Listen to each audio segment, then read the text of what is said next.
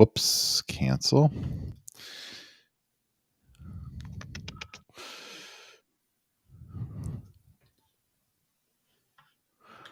All right. I see picture. That's a good sign. And I have audio. All right. Hello to everyone in the chat room. And I think we're ready. Let's do it. You ready to do it? All right, let's do this.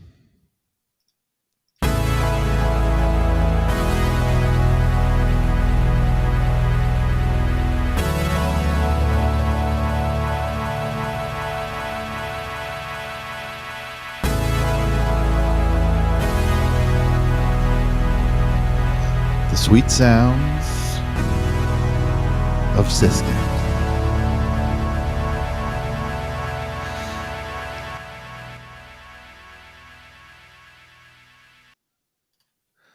Well, good evening.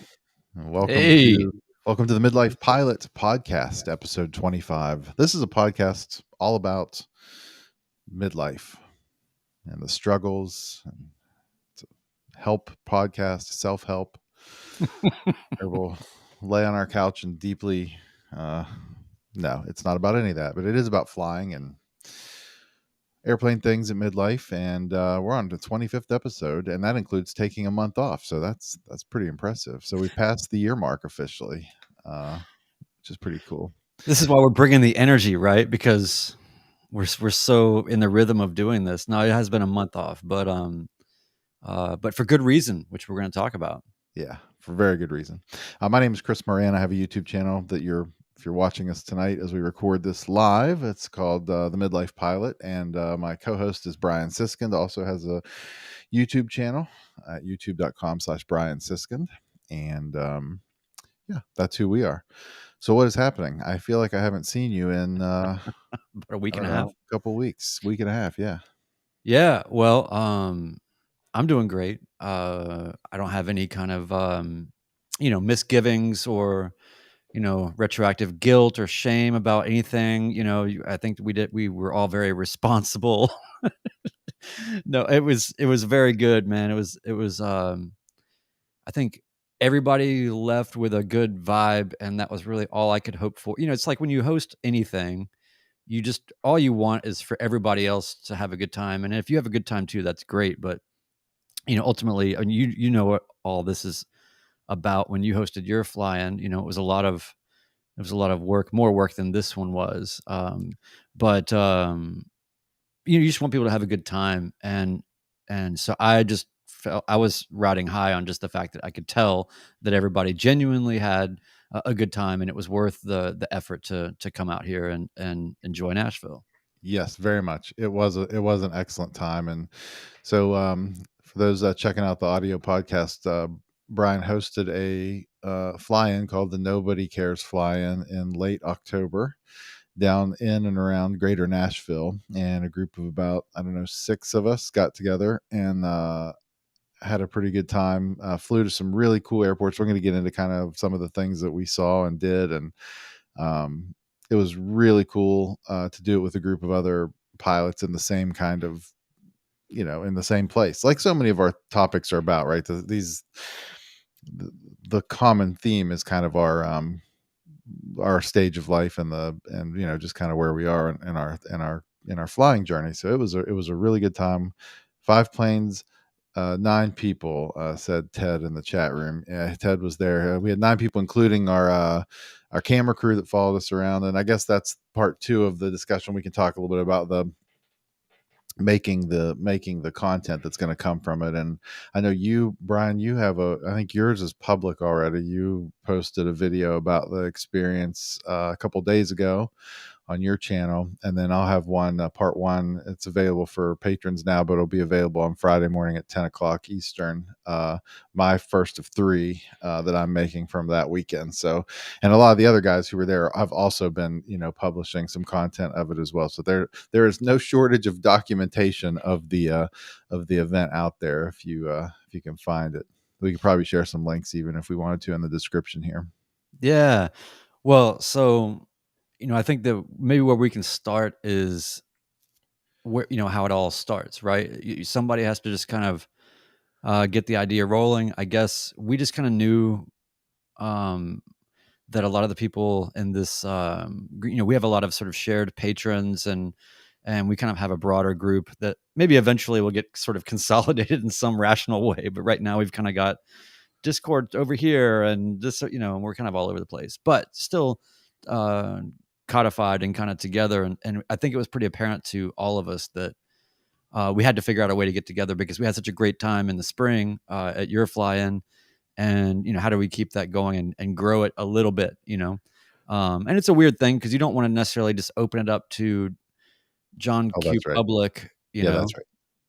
Yeah, it gets unmanageable quick. I mean, that can get into like now you're talking about just pandemonium. yeah, and just kind of weird liabilities, and who knows what's going to happen. And so it's sort of, as people have been sort of growing in our kind of clan, it's been cool to see people stepping up and wanting to do more things. So I just kind of put it out there. I thought, well, most of the people involved own airplanes, so there's a certain amount of, oh, well, we'll get into this, but usually there's an amount of certainty that comes with owning a plane that you can get the plane where you're gonna go. Uh, I'll get that. I'll go ahead and get that clip ready. so, and I thought, well, since you know, rent, it's like you never know what's going to be available or what's going to be working or, all that. It's a little bit more challenging maybe for me to kind of get somewhere in that respect. But what I found out is that, hey, guess what? You guys that own airplanes, it's not just a big bed of roses and a bunch of fun. Sometimes stuff goes wrong, but anyway, but that was the logic of just sort of, because Nashville is also quite central. We're a pretty distributed group. We've got West Coast, East Coast, and some others in between. So Nashville seemed like a pretty reasonably central kind of place for people to get to. So that's why we did it here, and we just kind of threw up a weekend, and then sure enough, people showed up, and I did have a loose agenda, a hopeful agenda, an aspirational agenda, and that was to just, I mean, there's a million things, you want to do, but you have to kind of trim it down to, okay, how are we going to coordinate a group of people with a bunch of planes to do different things, and where people are going to get something out of it equally, and it not be a challenge for some and a risk for others, or God knows whatever. So kind of came up with a nice middle of the road sort of solution to that, and basically it really centered around the joys of flying in the Nashville airspace. Hmm. And and and we spent some time, so we went to Tullahoma, which is Tango Hotel Alpha, and it's about an hour southeast of here, and pretty storied place. They have the Beechcraft Museum there and all that. So we were able to go down and see that. So we can kind of maybe break that down a little bit before we get into all the other pieces. But Hmm. that ended up being kind of like the main kind of attraction or the sort of treat for the whole thing. And boy, did that work out. Oh my, yeah. I mean, it was. We got to kind of pair up with each other and take a few planes down there and fly. But what we, the things that you had planned, Brian, were incredible. I mean, just the the the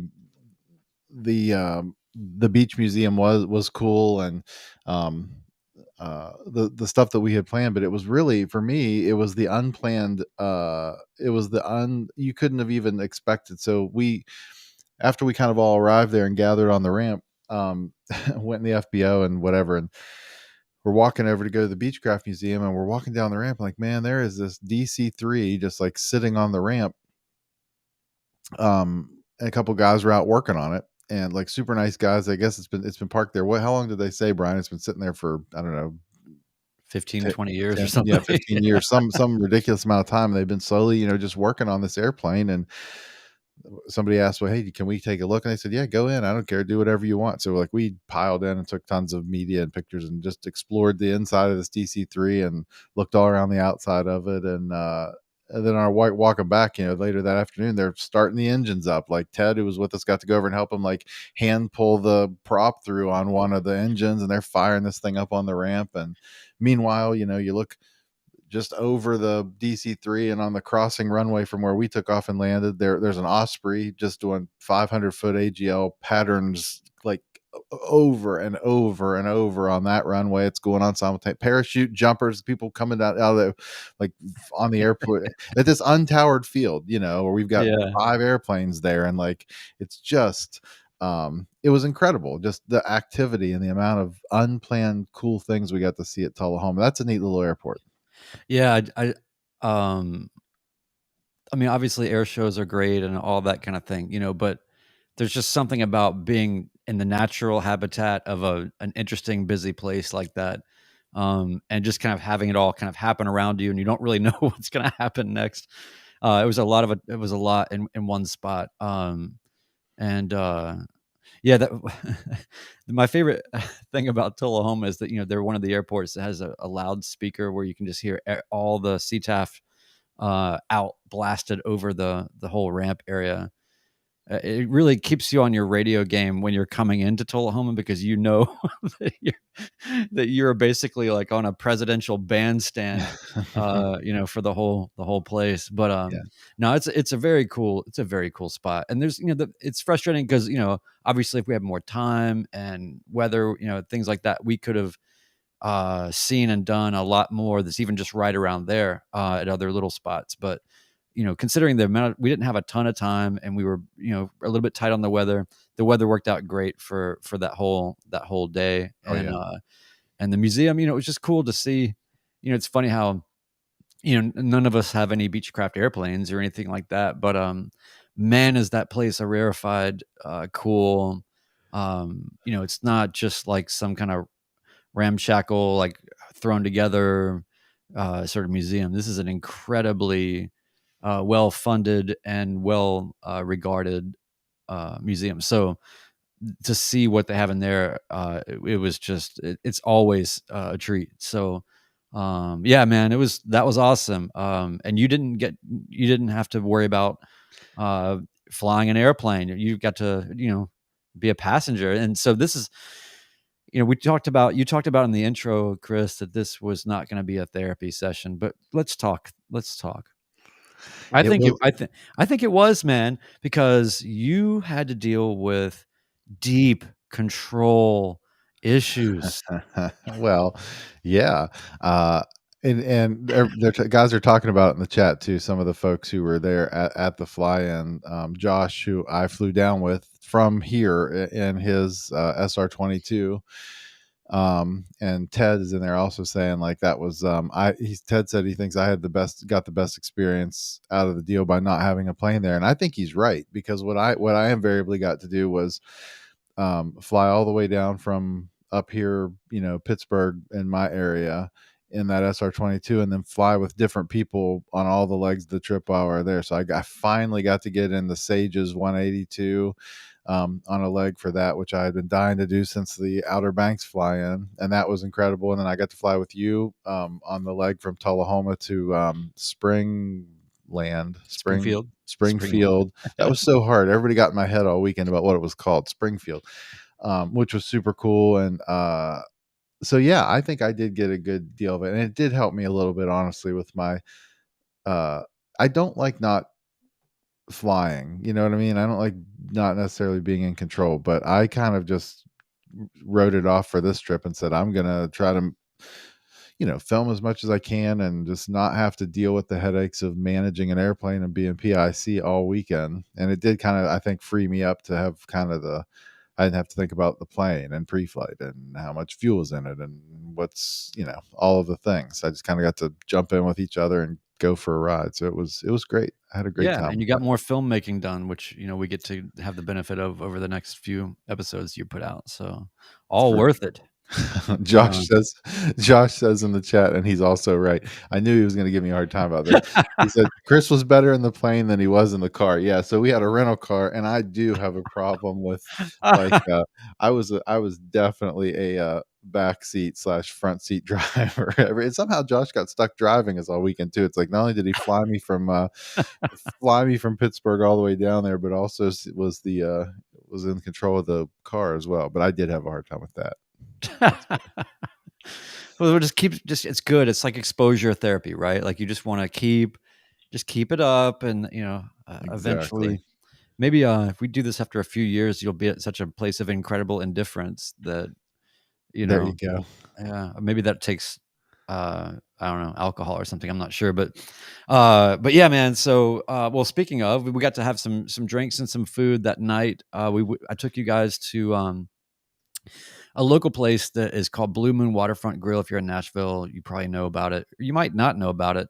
There's a lot of interesting history around that place, but anyway, it's sort of a waterfront kind of a place, which is not a lot of waterfront in Nashville, but it's waterfront, and it just had such a great time. And there was a lot of other people that were able to join us that night that are not that weren't able to take part in some of the flying pieces, but at least were able to take part in some of the social parts. And so Mhm. that was another huge benefit. You got to meet a couple of my sort of pilot friends and people like that, and we also had our filmmaker people out, for even those our video guides were out even for the social stuff, and that was really important to me. I really wanted to make sure that we had some people embedded with us, and we'll talk more about that once we kind of get over the sort of what happened. But yeah, so that was great. And then the guys, had a great Airbnb, and then Chris, your Airbnb was pretty good. Yeah, that was Um, pretty solid. and then the next day it was um a different there's always going to be the part of it that's a challenge. And so we had some plans in hopes for Sunday that were not going to happen because everybody had to immediately be thinking about how am I going to get home because of weather.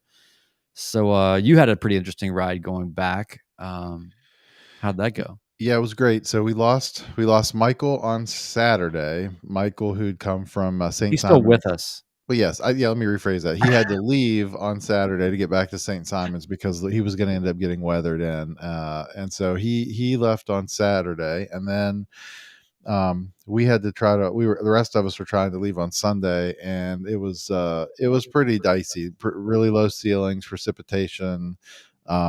I think when we left Tune, it was 1,000 foot overcast and raining. So I got to fly back with Josh, of course, back here in his SR-22 in IMC, for the bulk of that first getting out of Nashville. Now, once we got, out, it was nice the rest of the way, but that was a really fun departure. Getting out of there through with us all the, you just know there's, you're on an instrument plan, so it's a little different. You're not worried about the same things wearing in the soup. Obviously, you can't look for other planes, but they're there. You're on a specific, heading and a specific climb altitudes on your way out, so they're watching out for it. But the towers are there because we saw them all, on our way in. So it's a whole different experience, and hearing just all the traffic, like it's a whole different experience when you can't see anything outside of the airplane. But it was super fun, and it was a really cool experience to get to do it the whole way back. The only mistake we made on our trip back was deciding, even though it was perfectly clear weather up here, to go ahead and we said, oh, we'll just shoot an RNAV approach into Clarksburg, which ended up, because of just circumstances and traffic around the airport and inbound flights, probably added 20 minutes to our trip. Because we got sent all the way out. Just all the way away. So we added some time to that getting into Clarksburg, but otherwise it was a really cool trip home. And then I know, so after we left, Sage and Ted were going to fly to Atlanta, and they got out. What time did they get out? It was It was significantly after several we hours left. after you guys left, yeah, Yeah. because I went back to the airport, hung out with them for a while. They probably left around 1 o'clock, 2 o'clock, I wanna say. Uh, so minimal, even daylight, I suppose, was coming, but they got out and did fine. We had a pretty cool hang, in the pilot lounge there at John Tune while they were waiting for things to for the next weather to come out, with, a Vision Jet pilot, that's the whole thing. Is like you just keep meeting all these just interesting characters, and they all have their own interesting stories. So it's sort of like especially once you're in that mode, it's just really nice to be able to immerse yourself, like sort of suspend the rest of your life for a minute and just be of aviation and all in it, right? Just at the Mhm. airports, around other pilots, and just you're not even thinking about other things. And it's just so nice to be able to be immersed in that. But anyway, so yeah, they got out a little bit after you, but all's well that ends well. I mean, everybody That's right. got back safe, and Ted took whatever planes, trains, automobiles, and then some, and got back to Portland, and that was so cool. And shout out to Ted, for coming flying commercial here, or to Atlanta, then flying with the Sage from Atlanta up here to then go check out an airplane. So yeah, on Friday, we had already done all ours. We'd all had already met, and our arrivals kind of stage was done, and we were starting to get kind of the Airbnb sorted out and all that. And we're out there, and we were just checking the. It's like Ted is out in Smyrna, which is southeast of Nashville. We're in the sort of western part of Nashville. And we're just watching Ted on this sort of eternal checkout flight for the plane he's renting, a Skycatcher. And he finally I guess gets that done, and then makes it just before dark. And we brought him I guess to the restaurant, and then he was in sync, and he did it. But kudos to Ted for it's one thing to hop in the airplane that you own and just Yeah, cruise. And this is no I'm not saying Josh could do a major effort. He drove you around in a car and survived it. that's But great. but I'm just saying, like Ted, it means a lot to see somebody, and it was really kind of inspiring to see somebody come all that way, check out a plane that he'd never flown before, and get it done, and then immediately turn around and come right over to where we were, all unfamiliar territory. And it's, let's be honest, it's a little bit busy around here. And did all that and made it. So pretty awesome. Yeah. Uh, I was impressed. But yeah, so what were your thoughts about the greater Nashville airspace, Oh, Chris? it's crazy. I mean, it's absolutely, it's just, like, controlled chaos. I was really surprised.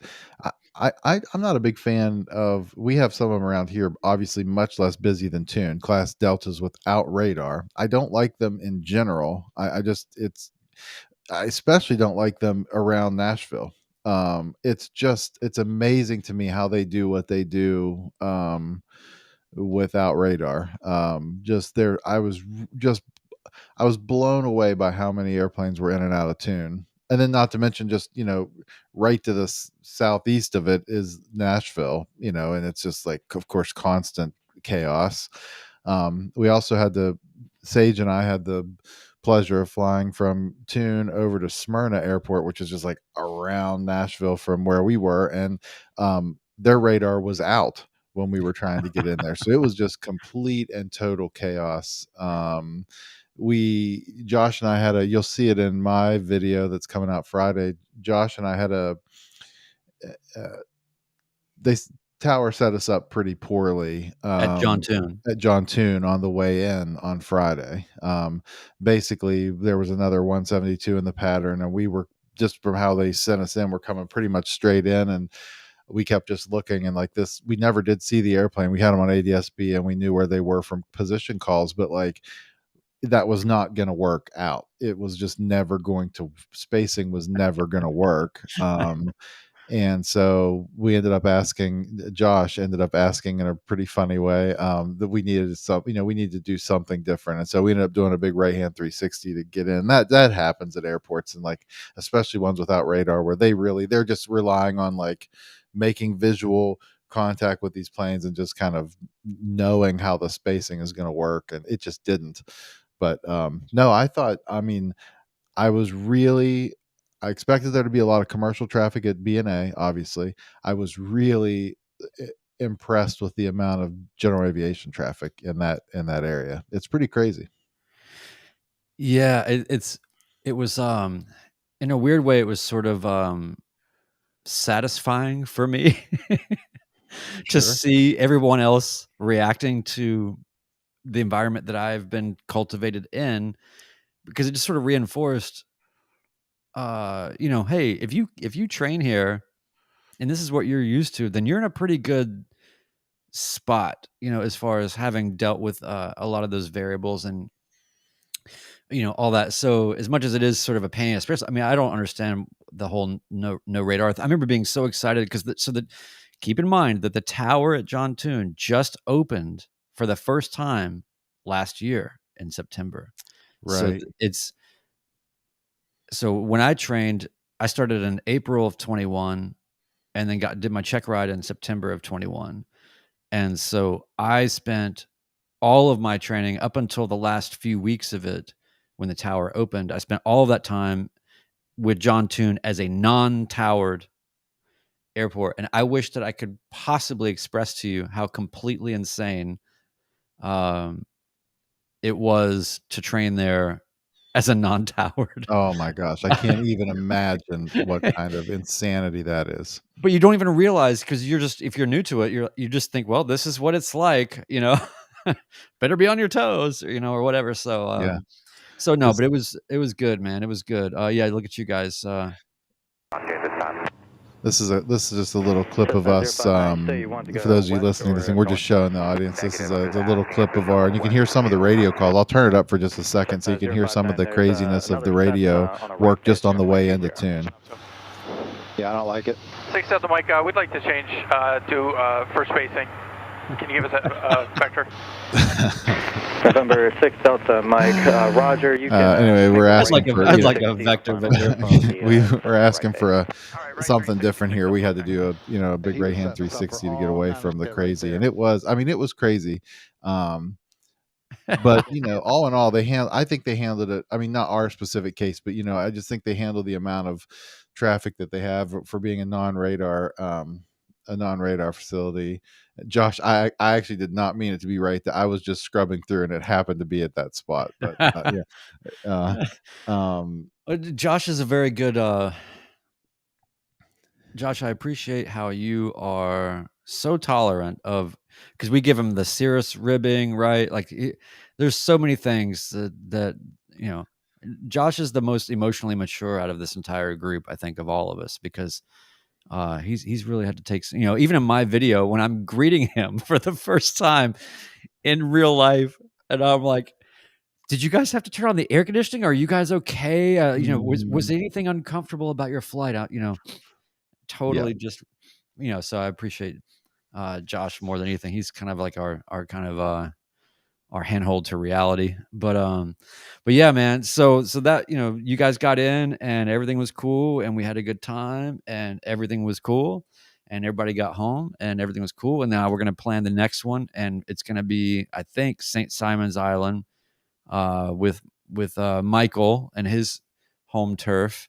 Yep. And I think, if anybody wants to know why the fly-in was called the Nobody Cares Fly-in, you can just go to my channel and I have a thing that explains that. But wherever that's the rule, right? Is like, if you host the fly-in, then you get to name it whatever crazy, whatever thing you want to name it, and then we will all be there and fully support it. But but so to turn the corner a little bit, obviously one of the things that brought us together was the fact that we're both people that are creative and make a lot of do a lot of video work and filmmaking and audio things and all this other stuff, all this other nerdery. And I think that one of the neat sort of progressions that we made between the first fly-in that we had in the spring and then this one, and what I really wanted to kind of bring to it was, I wanted, because everybody in our sort of group on Discord and all that, there's a lot of blooming sort of curiosity and interest and about how to get started with video editing, for editing flights or for, whatever. And so it's been really immensely satisfying to be helpful in any way we can I know you've done a lot of this and I've done a lot of this. We're not, geniuses here, but we are definitely further down the road maybe than a lot of these folks who've just never even tried to edit video before. And so we've kind of got a little bit of we ended up kind of having a little bit of a creative conference in a way that I thought was really cool. So I made sure that I had a couple of guys here that were just, not tied to flying or anything else. And, they're both people that I'd flown with, or I'd flown them around before. So they were acclimated, to flying, but ultimately just throw some guys some cameras and just having them just get in planes and different things and just follow people around. And we did some interviews, and, I think that that's been, the most rewarding part of this, as much as the aviation thing is the centerpiece and obviously the basis for it. I can't tell you how satisfying it's been already to see, this kind of collection of footage that's centrally available and, to everyone, and then to see what people are doing with it already, much less what can be done with it in the near future and down the road. That is the most incredibly satisfying thing to me about the whole thing, because really it is about sort of making these memories and documenting these moments.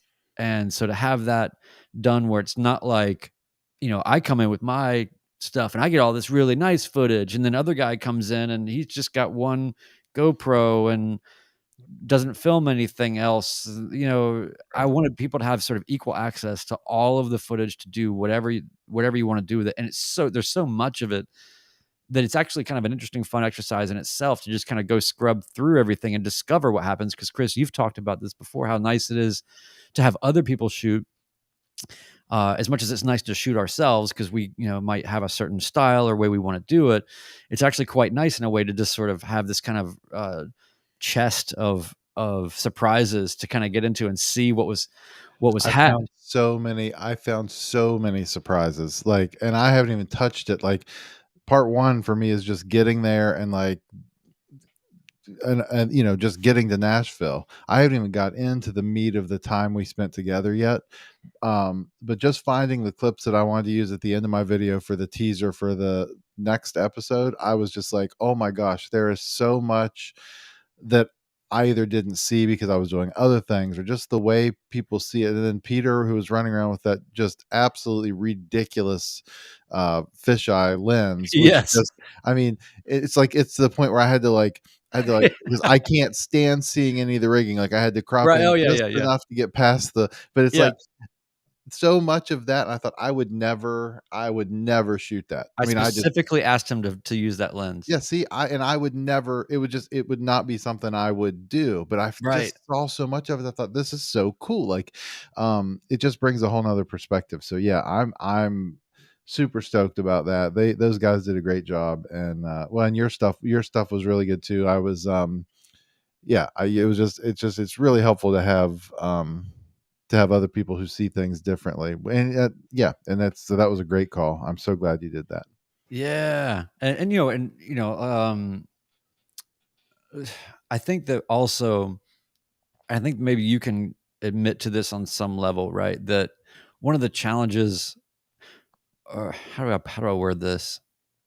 Let's just say that one of the maybe opportunities and perhaps a lot of aviation content is to tell more stories as opposed to just documenting, right? But we all started by documenting, right?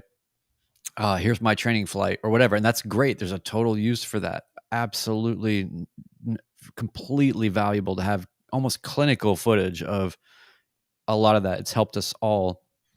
But that being said, it seems like there's always this kind of creative term where you start to get a little bit better at filming the flights, and then you start to go to more interesting places, and then you're still a little bit maybe in the kind of training documentary mode, and you want to sort of bridge that gap. And so I think that what's happened here is we've kind of come up with a little bit of a cool kind of recipe to make it so much easier for people to make that jump and to start looking more deeply at the stories and the humanity and whatever else that is kind of, what is, so that's actually the stuff that makes us want to do aviation things. Mm-hmm. So, it's not just steep turns or whatever. So anyway, I just think it's great to see people that maybe are just getting to know how to edit a little bit, and to be able to plant the seeds of ideas about how to extract or find or identify stories that can surround the aviation pieces.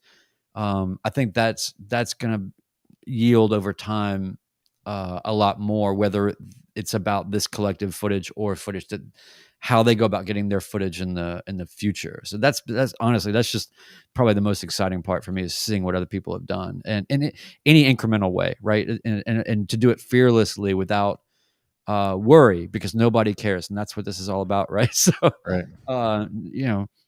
Just to see what Ted put together, where he pulled a section of an interview with one of the camera guys that we did, and pulled this whole sort of set of observations that guy had, Michael, shout out to Michael Malakote, but he was talking about how he noticed something that happened that he thought was interesting, and Ted was able to sort of go through the footage, find things to support that narrative, and put it together. Mm-hmm. Man, it was the most satisfying thing in the world to see. So shout out to Ted for doing that, and for everybody who's putting that stuff together. And Josh is really already, before all this, starting to really step up kind of what he's doing. And it's my favorite thing, man. It's like we're all progressing as pilots, but if we can see all of us also progressing as creatives or storytellers or whatever, it's not about being the most like cool whiz bang Right. editor That's or right. whatever. It's just about doing it.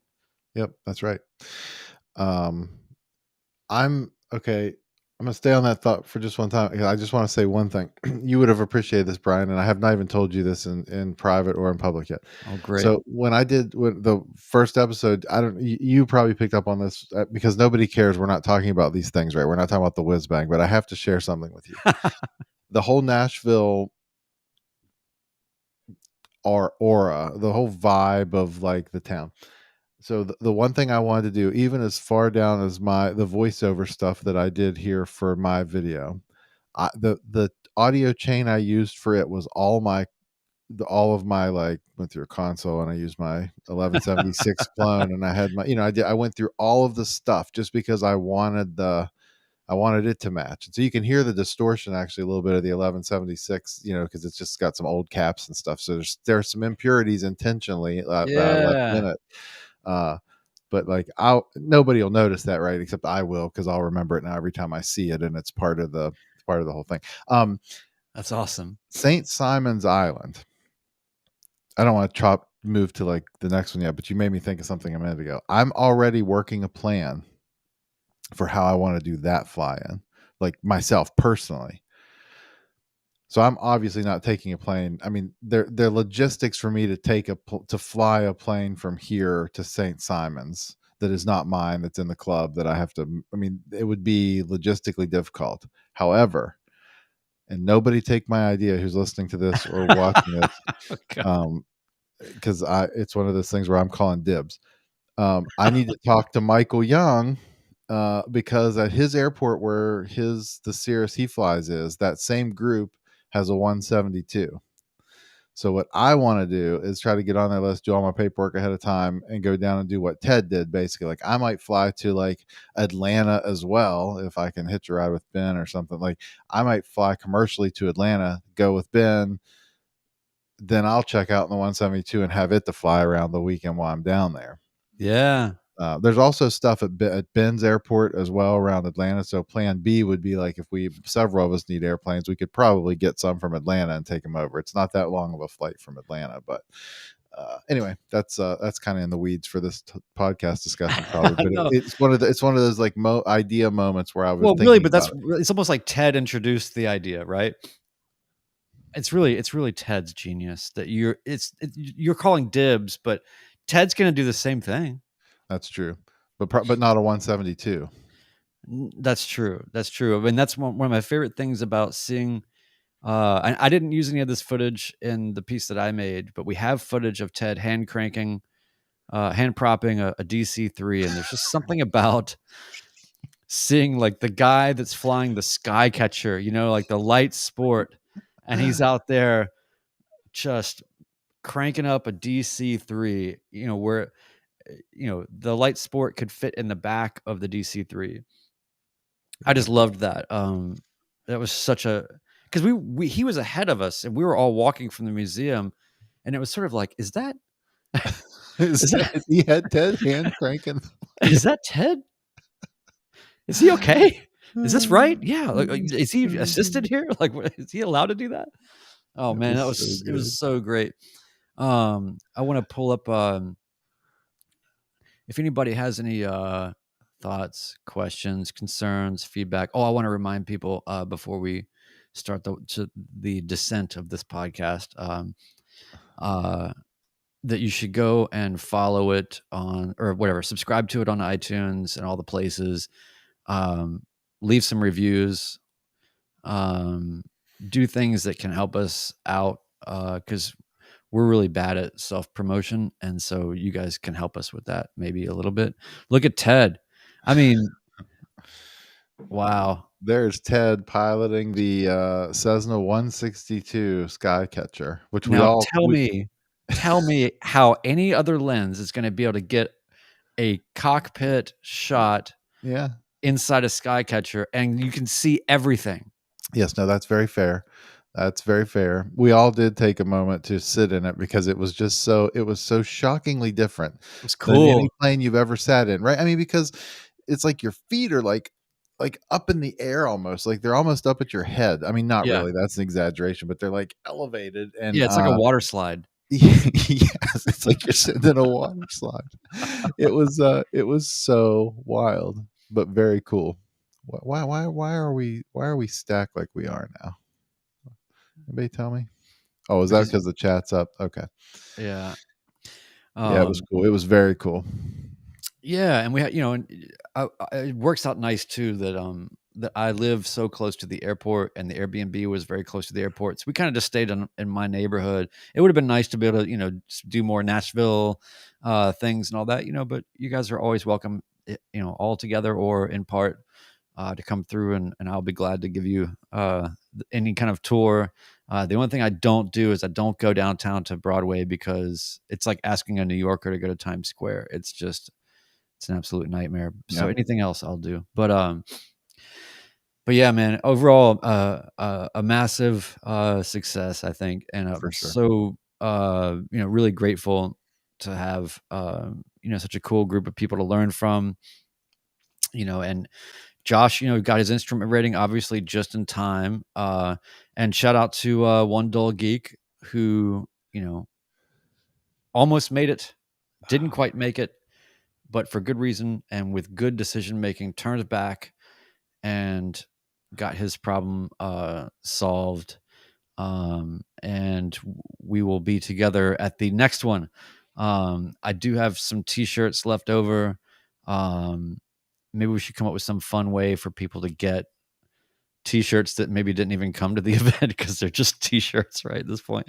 Yeah. So I've got a few that I need to mail out to. I got to mail out to Michael and some other people, but I'll tell you what, if you subscribe to my YouTube channel and, smash that thumbs up button.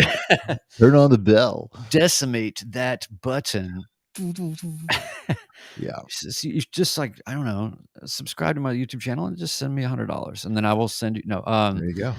Just hit me up if you want a t-shirt and I'll probably send you one.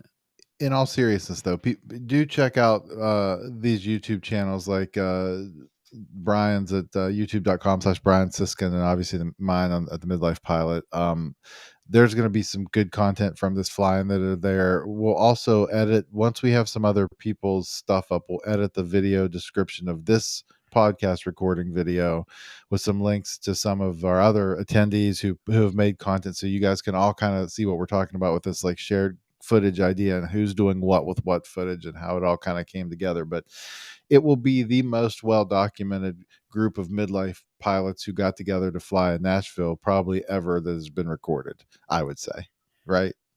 Yeah, absolutely, man. And, could shout out to Chris Moran, the Midlife Pilot, because it all sort of, happened these are all like downstream echoes of you just putting out your training, warts and all, for other people, because all of us thought, Chris, when we were watching you train, we just thought, man, if that guy can do it. Exactly. I mean, so did I. That's what I said to everybody too. If I can figure this out, if I can figure this out, you guys can do it. No, it's been a great. Yeah, I think that I've enjoyed all of the progression. I tell people, we talked about this a lot at the flying too. My favorite outcome of this whole thing still has been this community that we've kind of just naturally built up. Yeah. So come on in. Yeah, it's there, and there's room for more. I mean, like we're definitely not an exclusive cliquey club here. We're these doors are wide open. So check everything out, get connected if you're not already in some ways. So really the best places to hit us up. I mean, the natural part kind of we form up outside of the YouTube environment, probably on our Patreons.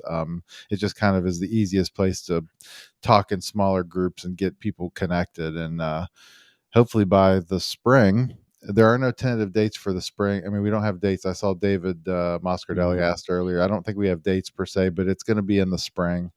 And we'll probably, I don't know, we'll see how that plays out. That'll probably be a more closed group kind of discussion there too. But the more the merrier, though. I mean, it's I think St. Simon's. I mean, Nashville, Brian. I love Nashville. Yeah, St. Simon's is going to be amazing. It's a little different. I mean, it's kind of a different feeling. Yeah. Spouses may be more interested in that visit. Like, it's going to be a little different of a thing. So. Well, let's just say too. I mean, without getting too public or personal, let's just say that the person that is going to be sort of our host and our concierge to St. Simon's is in the catering business. Mm-hmm. And so I think that if anything, no matter what the weather is, I have a feeling we'll eat very well. But yeah. So, and David Moscardelli also says it's about time that I ditched the high wing floater for the cool stylings of the Piper low wing. Well, guess what? I have, in terms of my rentals, I have been flying an Archer 2 pretty much exclusively for a while, although I am checked out in a new, to me, 172 that's got dual partial glass, dual G5s and autopilot and those types of things. And I do want to fly that one some, but I'll have to say, I'm just going to be totally square with people. I'm a good sort of case study, I think, for the low wing versus high wing argument. Also, it's a great way to get engagement in our chat, is just to create an argument. So let's just do that right now. No, I mean, I gotta say that so far I like the low wing better, only because it's less squirrely on the ground, and it's just easy. It's just easier. It's just people talk about, well, you can't see. It's like, well, it's all trade-offs, man. Like when I'm turning base to final, I have to train I'm used to in a Cessna turning base to final, and having the wing up and taking a look out and making sure that final is really clear and real, because you can kind of look, but you can raise that wing and see some more. Yeah. Mm-hmm. And then you get in this thing and it's like, well, I forgot to look, or, you better look. So anyway, it's just the for everything that you can think of that's a plus, there's going to be an exactly sort of diametric trade-off on the other side. But I will say that in general, it's easier. There's lots of communication here. I want to clear up. One dog geek says, out of curiosity, has Michael actually agreed to the St. Simon's flying, or is this just something we're all pressuring him? No, he has agreed, but he is going to be very surprised when he listens to this episode of the podcast and hears how much of it was about him. Let's put his phone number out here so other people can. Yeah, we'll just here's how you get a hold of him. Here's his but yes, no, he is on board. He is on board, and this is a thing that I think is really going to happen. So I'm super excited about that. Yeah. I did get a message from the Sage, says that he's in Florida with college buddies, but to send everyone his regards. I will choose to believe that we were his only friends, but if he says he has other friends, that's fine. Mm-hmm. No, no, I think he has a lot of friends. He seems like the guy that who knows everybody, doesn't he? Like, just like everybody sees him out and like, hey man, he knows everybody. I think. So did his plane disappoint you at all?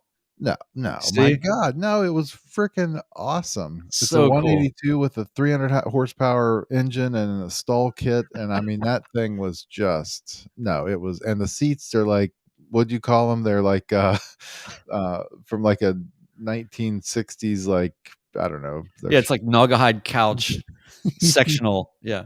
Yeah. Yeah, no, it was legendary. No, I had a great time. Great time with Ben. It was wonderful. Hey, look. Oh, Oh, hey. we got our Oh, first. hold on. Things are happening in the chat. Awesome. Wait. I gotta make sure this is big for everybody to see. In No, case because then we'll get. Oh no, this is you guys are great. interested here. Don't read that out loud though. Right. Yeah, Okay. That's an honor, make though. that We go away. finally got botted. Love it. But yeah. So, any other final thoughts, considerations, I closing mean, no, arguments? just thank you for. I mean, it was really well done. You say you didn't do much for it, but I mean, there was a lot of thought that went into the kind of the layout of the weekend and how we were going to do things. And you and Katie were super hosts to me. Really enjoyed just kind of hanging with you guys and staying at your place. And I got to be in the studio that you see here on all these things, and like behind him there is actually a couch that I actually did like at one point almost collapse into and just have a moment there in that couch. And so Yeah, we listened to some records. Yeah. it listened to some records. I mean, it was no, it was very good for me. And I'm just really, really grateful to you for putting that Yeah. all together. And it was a No good sweat. time. And Katie loved meeting everybody. And she learned something very important, as we all did, in our own ways. But she learned something very important over the weekend because I asked her how it was to fly with other people, because she flew with the Sage, she flew with Josh. I really wanted her to have the experience of other airplanes and other situations and all that, just to kind of keep building her exposure. And she explained to me something very poignant. She said, "It made me realize that the only person I'm nervous about flying with is you."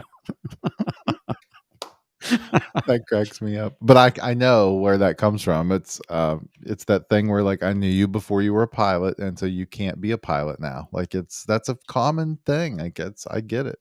Yeah, so I guess next time you just I didn't say anything like, well, then I guess I'll, but my girlfriend's always known me as a pilot, so There you go.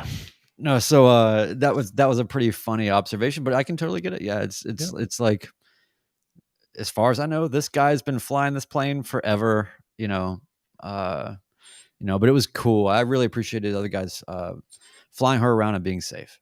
Yeah, absolutely. Yeah, man. Well, it was good to hang out tonight, get back into the swing of things. We'll get back on our every 2 week routine for these. Like you Yes. mentioned earlier, we're terrible at self promotion, but if you haven't, please do take a minute to subscribe on your favorite podcast player. If you're on iTunes, these reviews are super helpful to get the podcast out to other listeners. So if you can take a minute to write something or give us a review, and if you want to write a review, it can be funny or not or serious or whatever you want, but all the reviews help too. So we greatly And then appreciate your Patreon, Chris, is what? patreon.com/midlife pilot.